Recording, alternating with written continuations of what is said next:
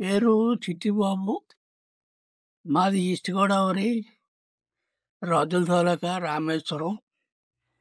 నేను డయాలసిస్లో ఉండి కూడా డాక్టర్ పురుధావన్ గారి ఢిల్లీ వారి మందులు వాడుతున్నాను.